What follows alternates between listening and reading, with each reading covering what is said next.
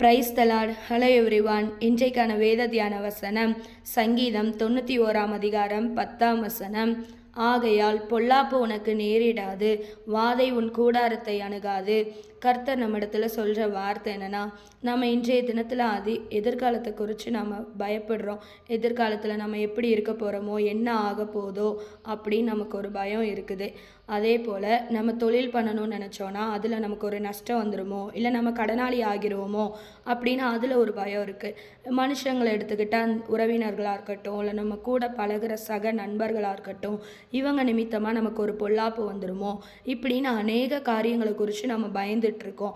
அன்றைக்கு யோபு இப்படி தான் சொல்கிறாரு, நான் பயந்தது எனக்கு நேரிட்டது அப்படின்னு சொல்கிறாங்க. அதனால் நாமளும் ஒருபோதும் பயப்படக்கூடாது. நம்ம எதை பற்றி நினைக்கிறோமோ அதுவே நம்ம வாழ்க்கையில் நடந்துரும்னு சொல்லுவாங்க. அதனால் ஒருபோதும் நம்ம பயப்படக்கூடாது. ஏன்னா நம் தேவனாகிய கர்த்தர் நம்ம ஒவ்வொருவரும் கூட இருக்கிறார். நம் தேவனாகிய கர்த்தர் சொல்கிற வார்த்தை என்னென்னா, உனக்கு தீங்கு செய்யும்படி ஒருவனும் உன்மேல் கை போடுவதில்லைன்னு சொல்கிறாரு. அவர் நம்மை பாதுகாத்து கொள்வார். அதனால் நமக்கு பொல்லாப்பு ஒருபோதும் நேரிட அவர் விட மாட்டார். அதுபோல் வாதை உன் கூடாரத்தை அணுகாது. அன்றைக்கே கொரோனா நாட்களில் நம்ம தமிழ்நாட்டை எடுத்துக்கிட்டோம்னா அநேகர் மரித்து போனாங்க.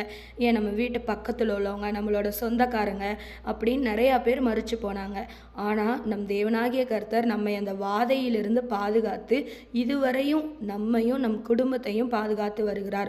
ஒரு வாதையும் நம் கூடாரத்தை அணுகாதபடி அவர் நம்மை வேலி அடைத்து பாதுகாக்கிறார். அதனால இன்றைக்கு நம்மை பார்த்து கர்த்தர் சொல்கிற வார்த்தை என்னன்னா, பொல்லாப்பு உனக்கு நேரிடாது, வாதை உன் கூடாரத்தை அணுகாதுன்னு சொல்கிறாரு.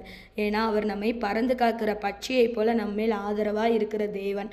அதனால் நம்ம எதை குறித்து கலங்க வேண்டாம், பயப்பட வேண்டாம். தேவன் தாமே நம் ஒவ்வொருவரையும் ஆசீர்வதிப்பாராக. தேங்க்யூ.